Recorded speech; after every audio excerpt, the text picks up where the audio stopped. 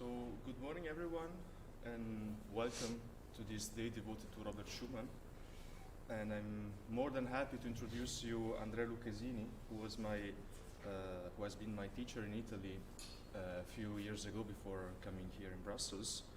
And I thank him very much because despite his busy concert schedule, he could make it today to come here. And he'll present this morning a lecture about Schumann's Fantasie. Good morning. It is a great pleasure to be here in Brussels, and I would like to thank the Royal Conservatory for the invitation. I'm also very happy to dedicate this lecture to Schumann's Fantasie, a piece that I particularly love and cherish.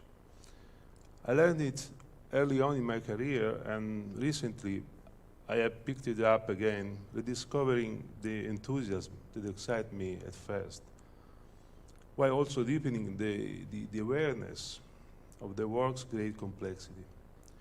In fact, the Fantasie is certainly among those masterworks that require a long gestation and a careful study. It does not lend itself well to the objectives of young pianists, too long and risky for competitions, and too ethereal and soft in the coda. After all, even Clara, after she premiered the piece, rarely programmed it. The Fantasie is like a difficult journey that hardly leads to any mountaintops. At the end of it, no fireworks display, only goodbye, evoking a dreamy sense of humanity, similar to what one feels in the wake of an intense experience. I think of the Fantasie as a true spiritual pilgrimage, a monumental work that certainly deserves a closer look. So let us start with the peculiar circumstances of its origins. It is 1835. A committee chaired by August Wilhelm Schlegel, one of the two brothers who were the main actors in the emergence of the first literary romantic school in Germany, is raising funds for the erection of a monument to Beethoven in Bonn. Upon hearing the news, Schumann decided to offer his musical contribution.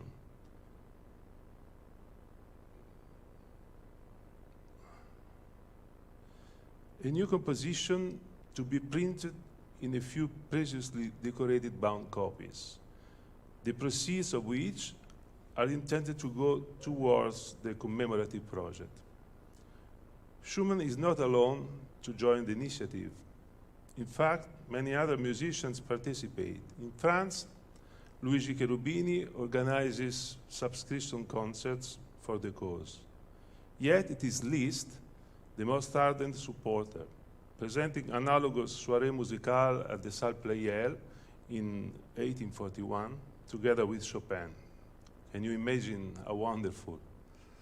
Liszt goes a step further and sets conditions. The sculptor must be the Italian Lorenzo Bartoli, whose brilliant reputation is well known in France during the Napoleonic era. Eventually, however, the project committee vetoes Liszt's motion, and the final choice falls on the German Ernst Julius Hanel. The gestation of the Fantasie is complex, not only with respect to Schumann, as we will see. As it happens, the unveiling of the statue occurs only in 1845, on Beethoven's 75th birth anniversary. The occasion is a 3-day Beethoven fest featuring many celebrated musicians, including Spohr, Moscheles, Berlioz, and Liszt. At the same time, a Beethoven album initiative is putting together compositions dedicated to the great German masters, among which the famous examples are Mendelssohn's Variation Sérieuse Opus 54 and Chopin's Prelude Opus 45.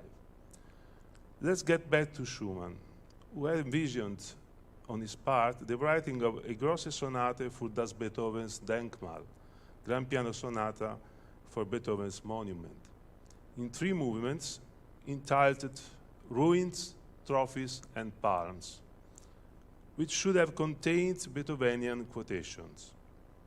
In June 1836, the composition was just about complete, yet 2 years passed by with no sight of publication. In the meantime, the title Fantasy replaced Sonata, while the headings of the individual movements became Ruins, Triumphal Arch, and Constellation. The publication finally materializes in 1839, as Schumann says to Clara, "You can understand the fantasy only if you transport yourself back to the unhappy summer of 1836, when I had to renounce you." Clearly, the composer is referring to the fierce opposition of Clara's father, Friedrich Wieck, against the marriage of the couple. He then proceeds. "The first movement is truly the most passionate thing I have ever written, a deep lament for you." As a matter of fact, Schumann is capable in the composition of combining together the pathos of love, Clara's name, and Beethoven's allusions by means of usual developmental techniques. Even Liszt, the patron of the project, is acknowledged as he becomes the dedicatee of the fantasy. The presence of hidden meanings is suggested by Schumann's choice of the epigraph that Schumann places at the beginning of the fantasy. It is the last 4 verses from Friedrich Schlegel's poem Die Gebüsche, the bushes. Through all the sounds, in the motley dream of earthly life, there sounds a soft, long drawn-out sound for the one who overhears in secret. Such an elusive preface to the fantasy seems hardly a surprising choice, given Schumann's famous inclination for cryptography. The composition is indeed full of enigmatic traces, and yet the true miracle in the end proves to be the strong sentiment of humanity that every attentive listener can discern in the music. Sonata or fantasy? Schumann's writings on the topic can help us in figuring out what sort of spirit and intentions animated him during the composition of the fantasy, as he was under the influence, like virtually all subsequent generations of musicians, of Beethoven's figure. Schumann writes, "Isolated beautiful examples of this form, the sonata, will certainly come to light now and then, and have done so. But it seems that this form has already run its course, and such is the order of things. For we cannot repeat the same forms for centuries, and ought rather to think about creating something new. Write sonatas or fantasies, what is a name? But let music not be forgotten in the meantime. As for the rest, ask your genius."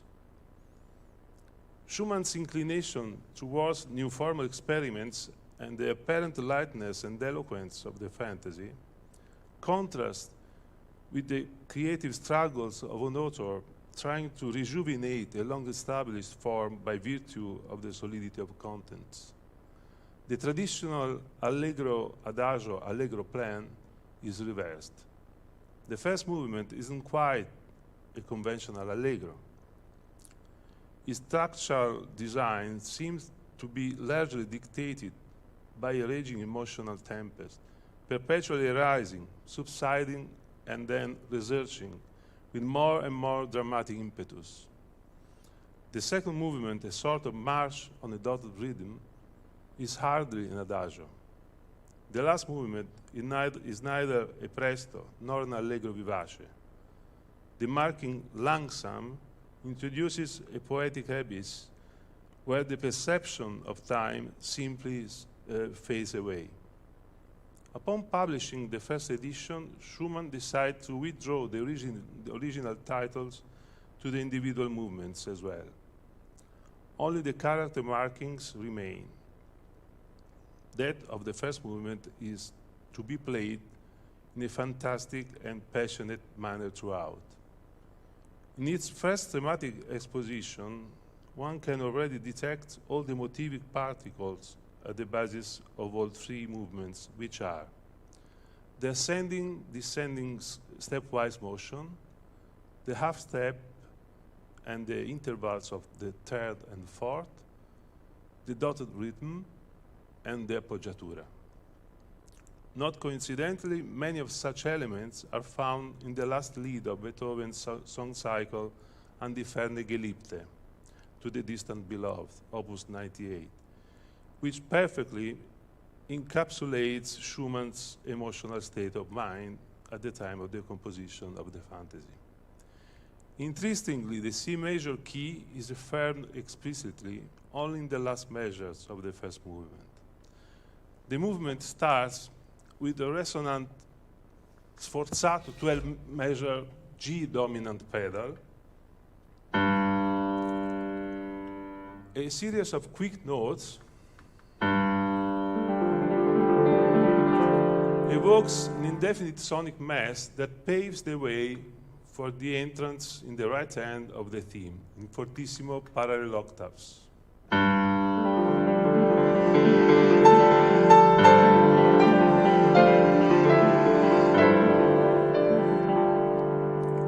It is a five-step descending scale that ends with an appoggiatura, then rises back up, and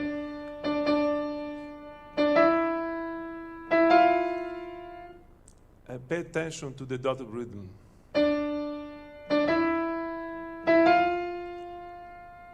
Because we will find it again later. Next, the same descending scale is repeated a step higher. The dynamic this time is piano.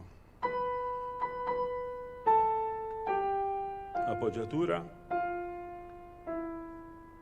At the end of the descending scale, we find a leading tone G sharp in the left hand.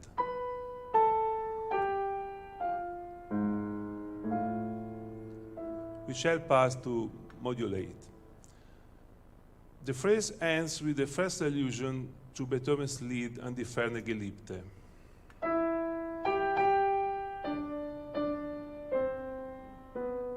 The song, the sixth one in the cycle, sounds like this.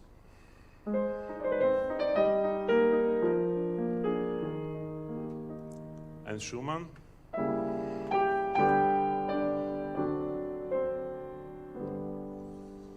This is the incipit of Beethoven's lead.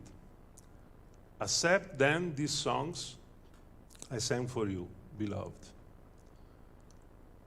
Afterward, the opening theme returns in piano dynamic and not in octaves anymore, but simplified in a single monophonic voice, decorated by expressive trills, yet always accompanied by the quick 16th notes in the left hand.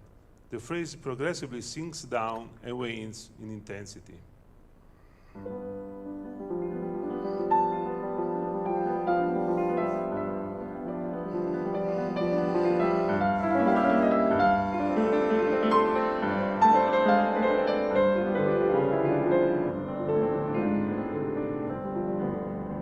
The passion of the beginning has now turned into tenderness. At this point, the chromaticism is used to produce harmonic instability. As the tail of the theme ends with the CB appoggiatura, repeated twice, an A flat comes out,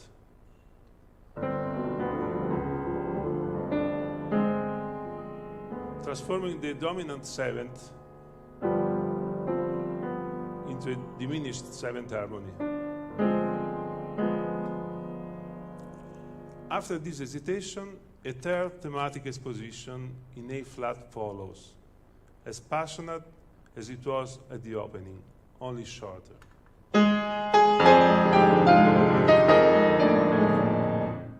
This leads to a new episode.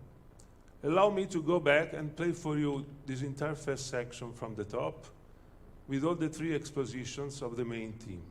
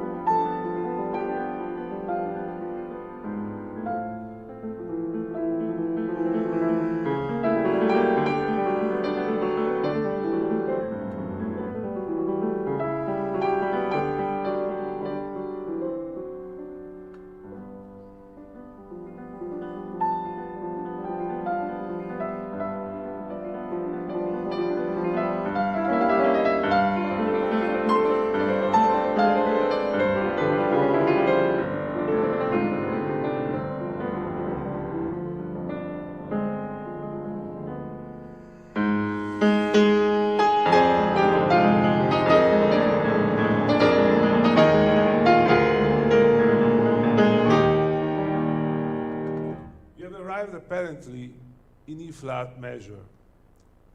Even so, the new theme suddenly affirms D minor. The theme of the new episode is based on the syncopation reminiscent of the Beethovenian quote mentioned before. And it is built on almost invariably ascending intervals of respectively fourths and thirds. The Beethovenian quote was, this passage sounds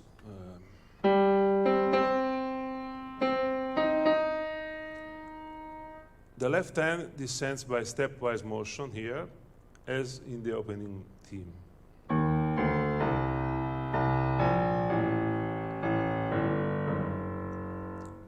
This time it is very energetic.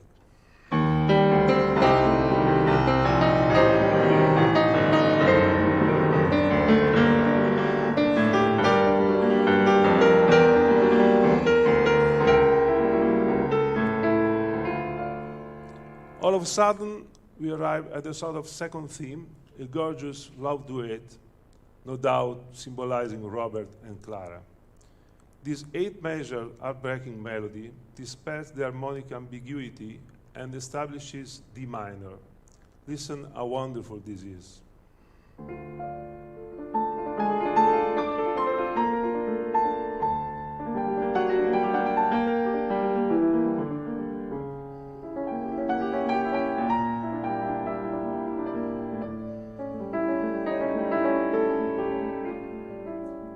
Is yet another quotation of Beethoven's Lied.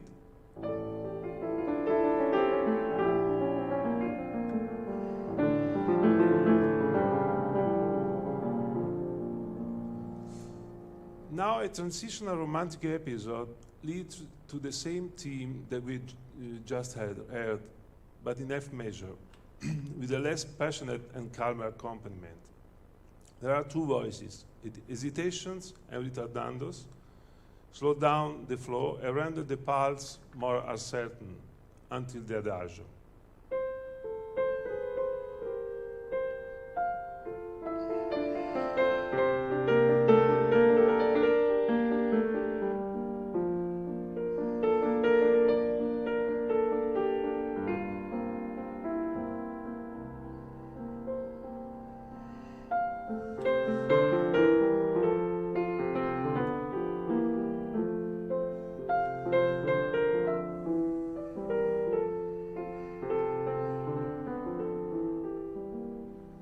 Longer and longer rests and fermatas.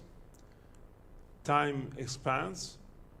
The dynamic markings move from piano to diminuendo to pianissimo, approaching complete silence right after the last note has been barely touched.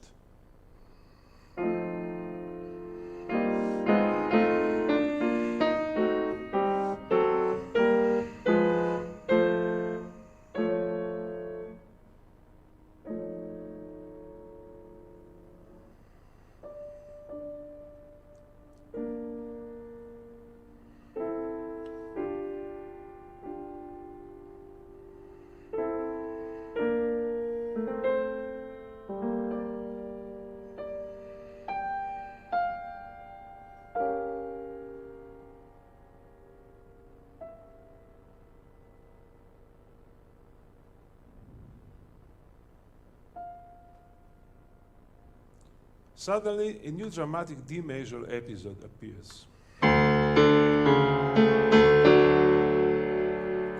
The right hand has upward leaps of fourths,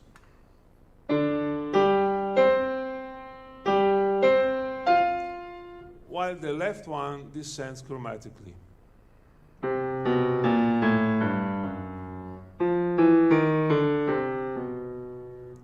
The ascending leaps of fourths in the right hand lead the way to quick chords that sound like cries of despair.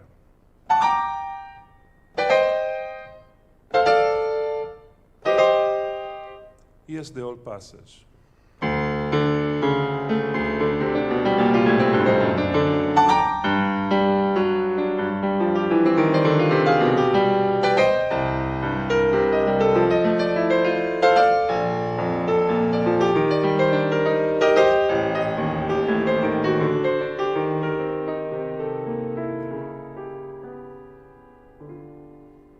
Within only 2 measures, the mood subsides and desperation turns into the sweetness of the opening theme, now ethereal and veiled.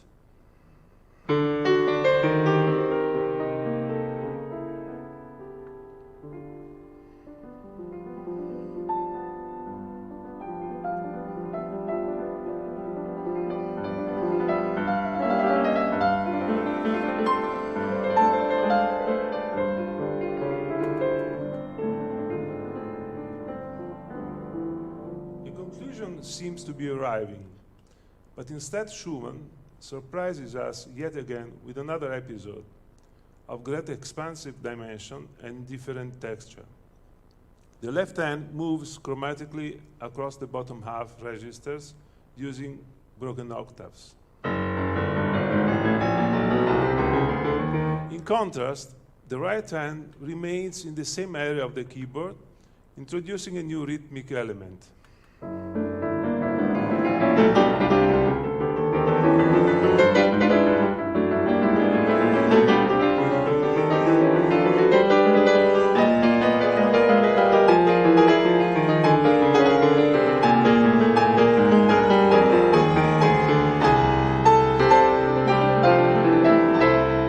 After this great crescendo, we find again the opening theme in fortissimo, except this time without the G in the bass,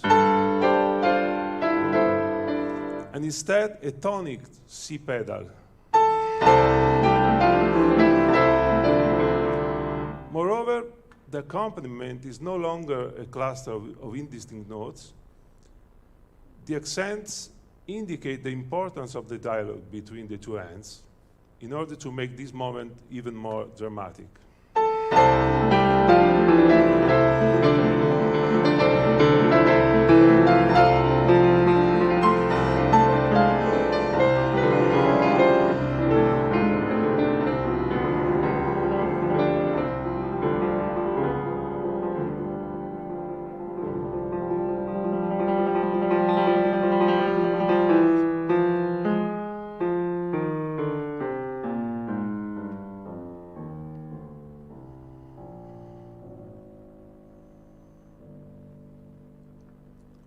This very long downward scale stops at the fermata on a low G, which prepares the middle part in legenden tone, in the tone of legend.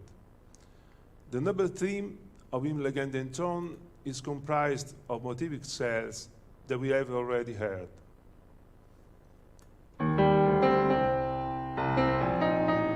Now in G minor.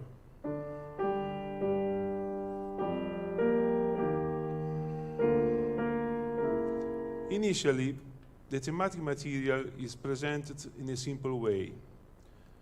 By its following re-elaborations, things get complicated, and the themes are reintroduced in different contexts, including, in some instances, Beethoven's quote as well.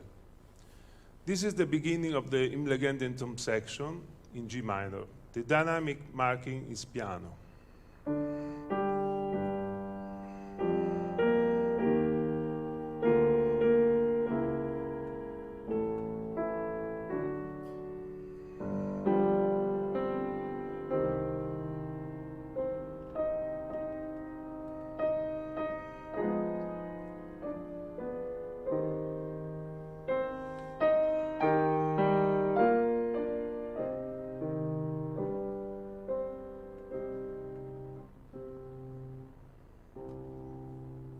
The second time, the theme is transposed a fourth higher in C minor. The dynamic marking is here mezzo forte. Now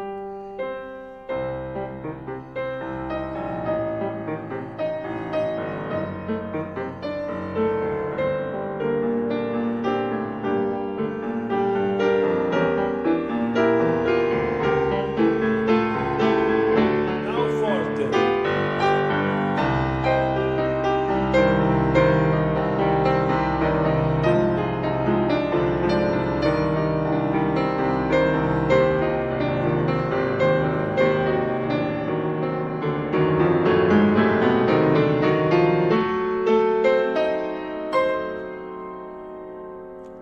The very fermata on this diminished seventh harmony must be here again another homage to Beethoven.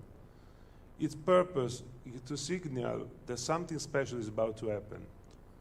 Indeed, we find the theme of Beethoven's Lied again, slightly modified and full of tenderness.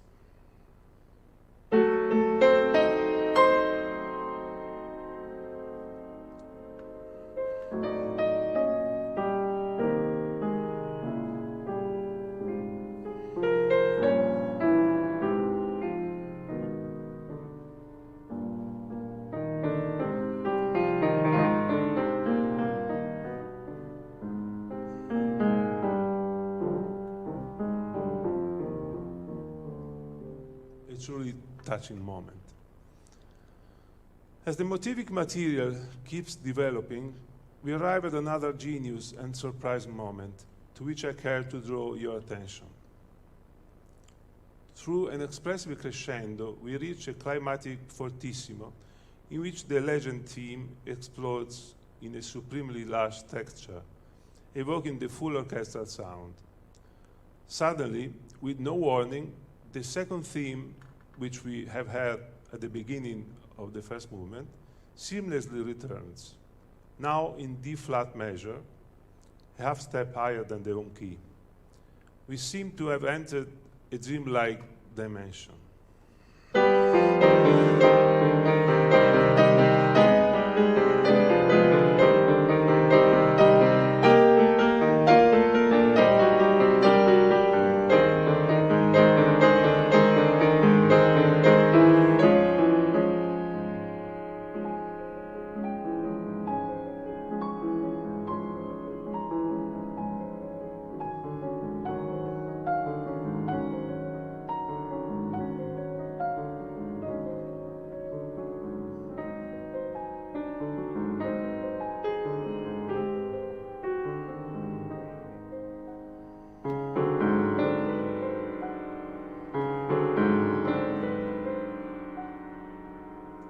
In the ensuing transitional episode, the interval of fourth is once again the protagonist. The right hand plays an ascending scale continuously interrupted by rests.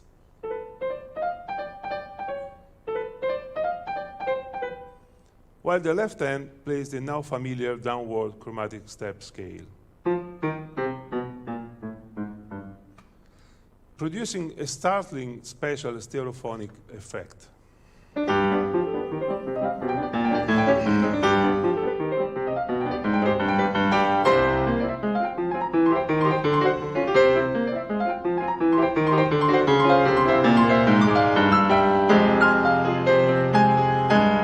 At this point, Schumann writes fortissimissimo. This is the highest and most passionate spot of this middle section, which culminates with a long fermata, clearing the way to the coda of this central part.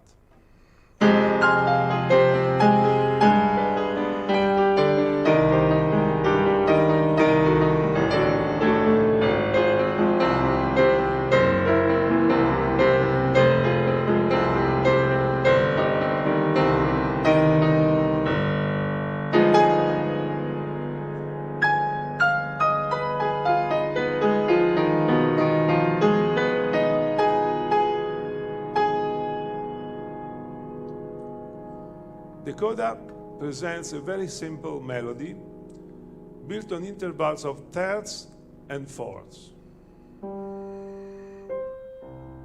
third, fourth, appoggiatura, third, third, fourth.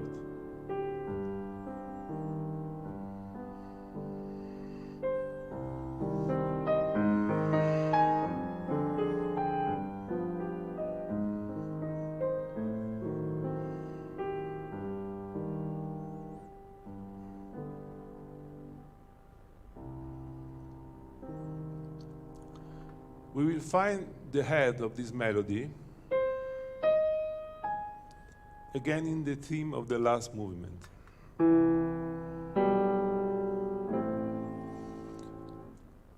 Following the recapitulation, which essentially reintroduces the episodes already had in the exposition, is the actual coda of the movement that finally affirms the key of C major indisputably. It feels very much like the end of a long and exhausting journey. Beethoven's theme returns 3 times with different sonorities. The first time in mezzo forte, the second in piano, the third in pianissimo. These are interspersed with and connected through a little element that suggests the image of us tiptoeing away and disappearing into the distance. On this point, the original title of the movement, Ruins, comes to mind. From the contemplation of the great creations of the past, one can draw inspiration to bring art into the future. I would like to play this, for it is one of the most beautiful moments in the whole fantasy.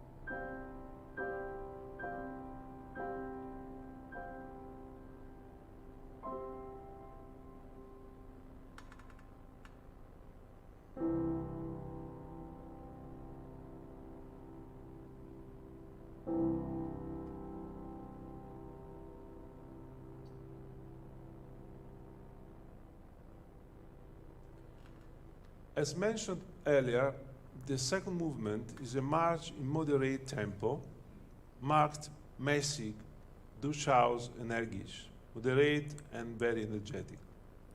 The harmonic progressions move rather often by fourths, and the dotted rhythm is insistent.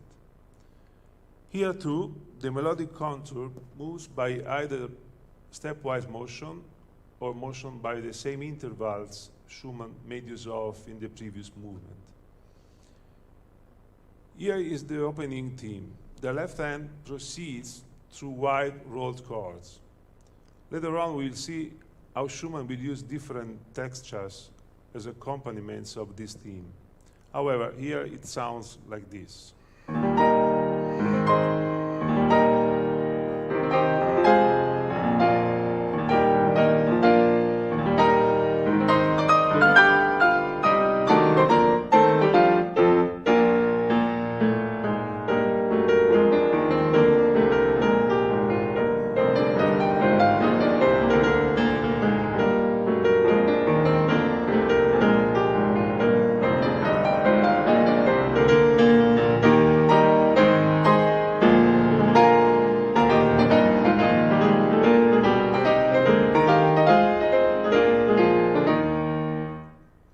notice the persistent presence of the dotted rhythm, which speaks volumes once more of Beethoven's influence on Schumann.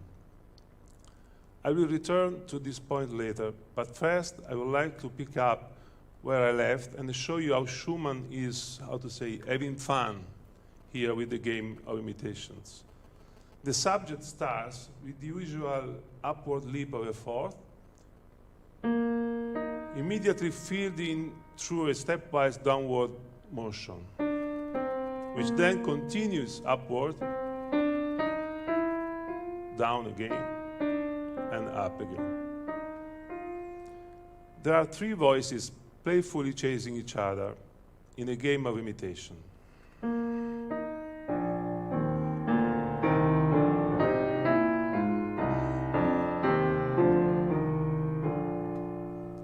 To complete the game, the bottom half of the right hand, thumb, and second finger plays the subject in alto voice. The upper part of the right hand, instead, insists with the dotted rhythm.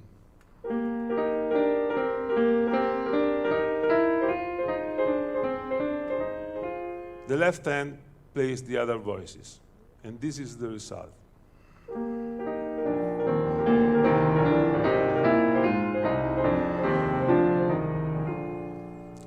Then the voices become only two, and the theme is now more lyrical.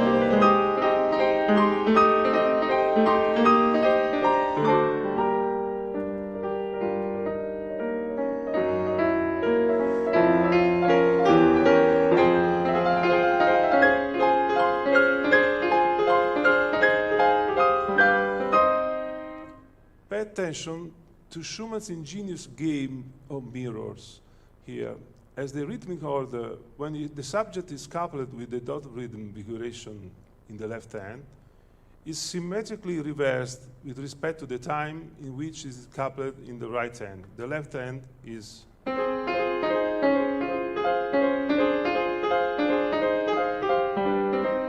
and the right hand the opposite.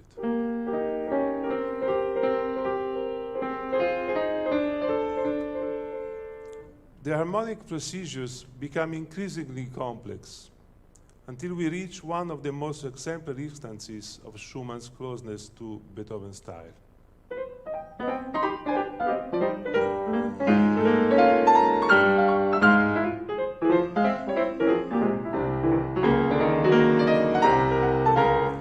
Listen to this passage of the second movement of Beethoven's Piano Sonata, Opus 101.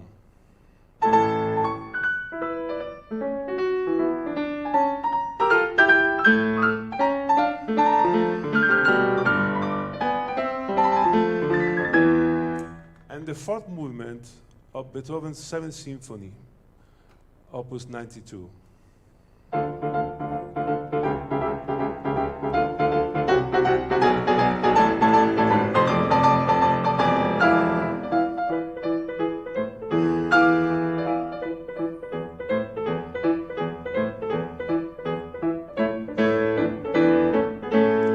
This similarity is quite hard to miss. The march-like dotted rhythm is ubiquitous in all three excepts. Schumann again.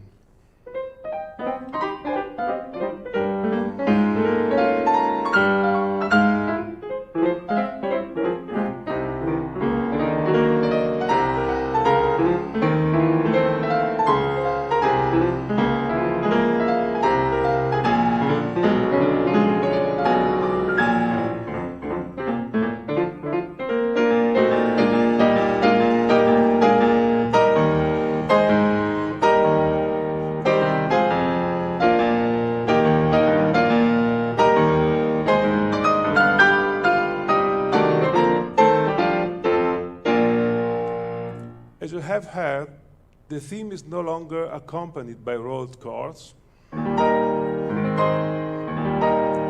Instead, the left hand keeps the dotted rhythm going with acrobatic jumps between chords and sforzato bass notes.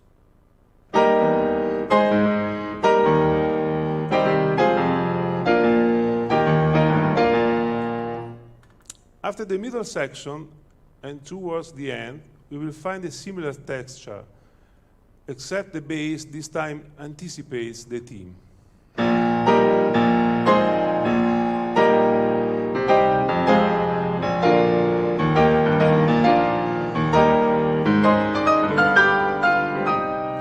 To recap, we can see how Schumann has presented the opening theme in three different ways. In the middle section of the second movement, the pace is calmer, and we find here an offbeat theme, very beautiful and poetic. If we analyze it, we see that it begins with an ascending chromatic scale, followed by the same descending intervals of third and fourth. Chromatic scale, then third, fourth, and then. The phrase is interrupted by a dotted rhythm episode in the left hand, a vestige of the first section's dotted rhythm.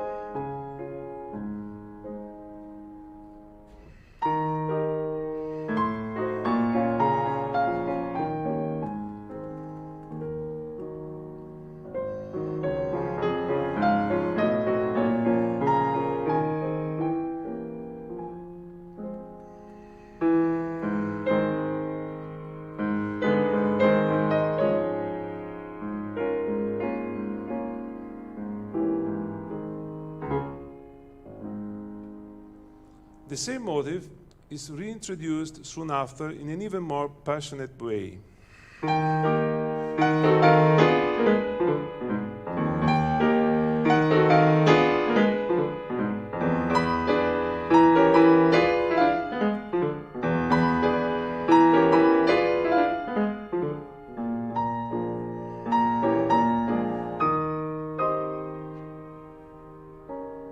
But also scherzando.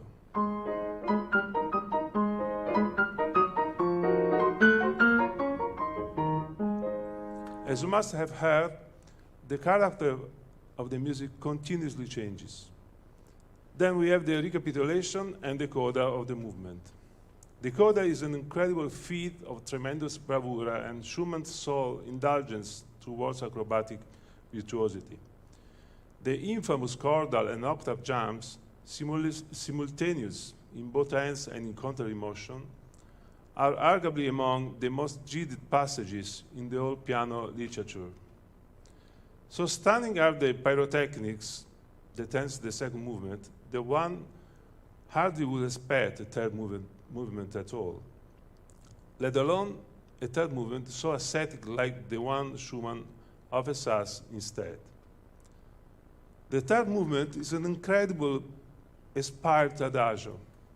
The movement begins softly, with all sextuplets moving through a chromatic median progression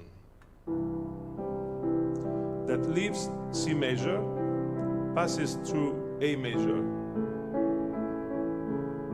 and F major,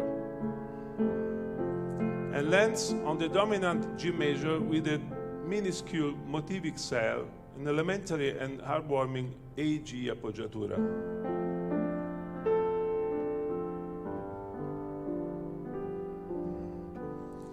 It reminds us of the beginning of the Beethoven's Moonlight Sonata in C sharp minor, opus 27, number 2. In there too, the entrance of the theme is prepared by an appoggiatura in the soprano part, at the end of the atmospheric introduction, just like in Schumann's Fantasie.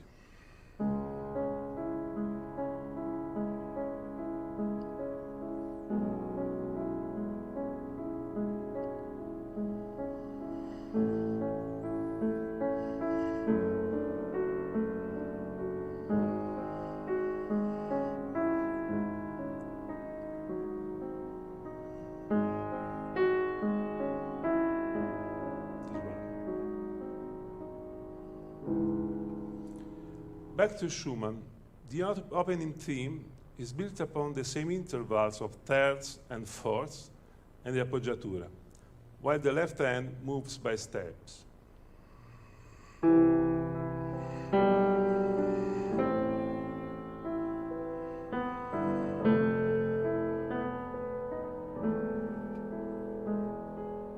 Mirroring closely the coda of the first movement's middle section, the theme is repeated and transposed a whole step up in B-flat measure.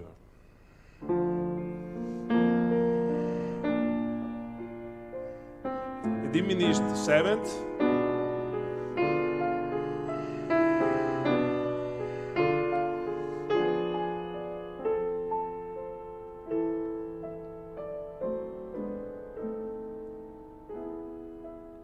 and with a halt on E major chord, which is the third degree of the on key. The music continues harmonically, more daring.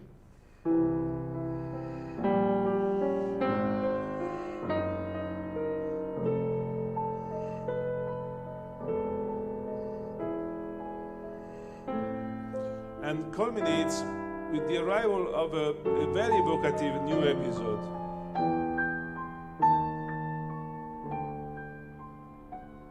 This one.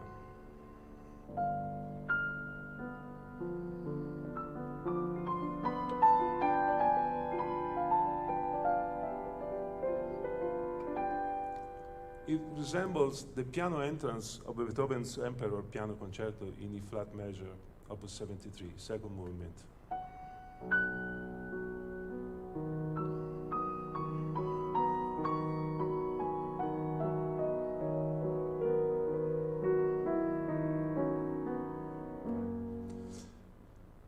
Several modulations lead to A flat measure, where the atmospheric introduction reoccurs.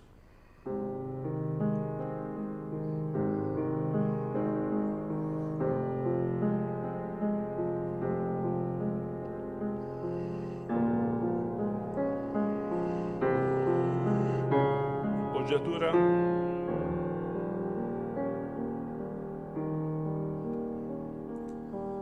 Now, a new surprise, a new section notated etwas bewegter, somewhat more lively, presents a more passionate theme which gets interrupted after only two measures by another two-measure instance of harmonic stasis. Then again, the theme returns in a new key and gets interrupted again. The harmonic instability generates confusion and astonishment at every modulation. The theme is more and more passionate and beautiful. Pay attention to the chromaticism of the left hand.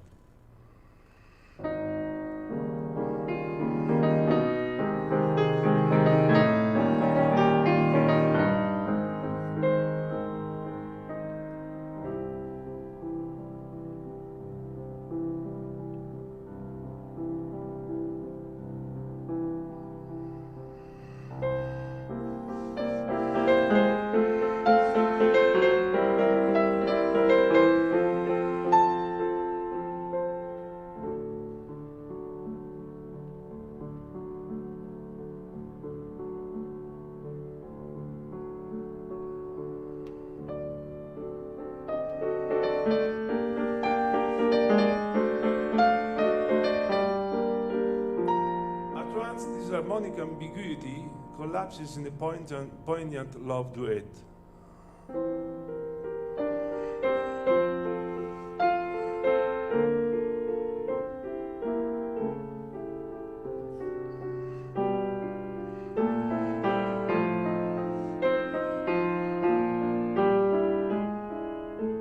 The two voices drift apart a little.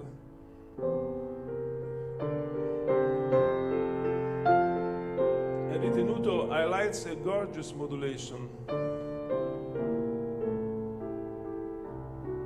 Then the voices are together again.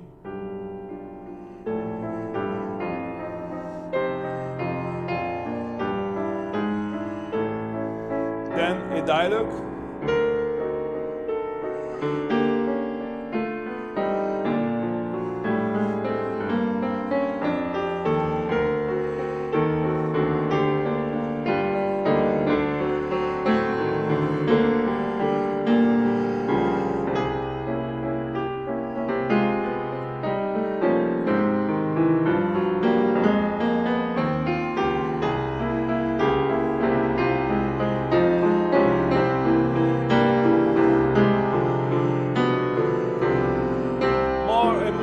passionate.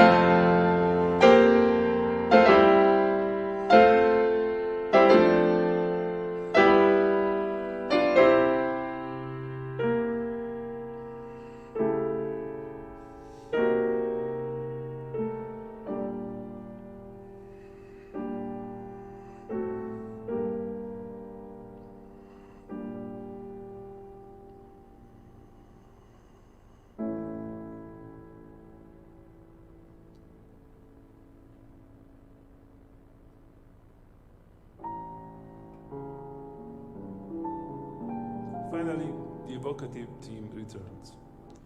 As you surely have felt, the climax of the crescendo paints the image of the two souls finally in each other's arms, only to abandon themselves to tenderness. Now,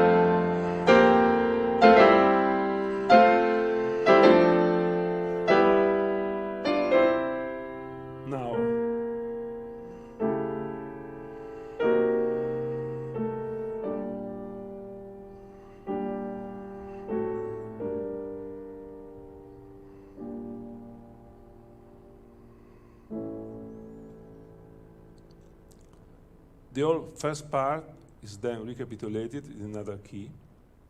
Then the coda of the fantasy, where the passion of the theme subsides in pure abandonment.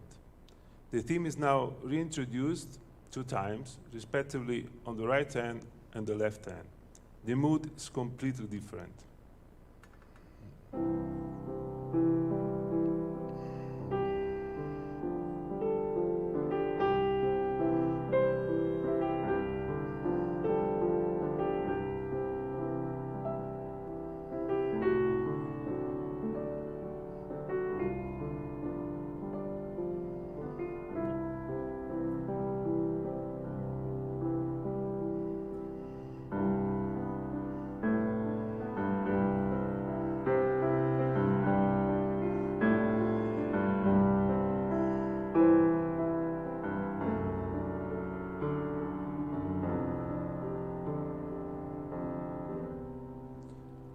At this point, Schumann's original intent was to conclude the fantasy with a final significant restatement of Beethoven's lead, as he had done at the closing of the first movement. Nevertheless, Schumann eventually decided to literally scratch this idea off the manuscript. Instead, the final choice falls on a reprise of the opening 6 couplets, circling through cadential progressions and progressively intensifying dynamic and speed. Then, in the very last measures, all subsides through the accents and the diminuendo, which slow down the sextuplet space and lead to the last 3 chords. This is the last goodbye, the farewell we have mentioned at the beginning of this lecture, with which Schumann concludes its long journey.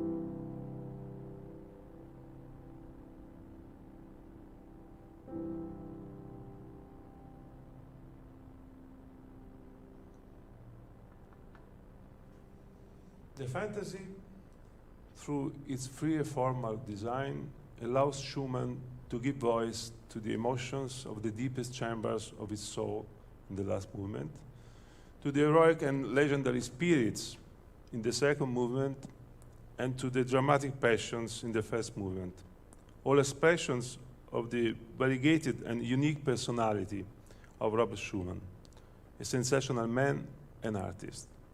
It has been an absolute pleasure to share this with you. Thank you very much.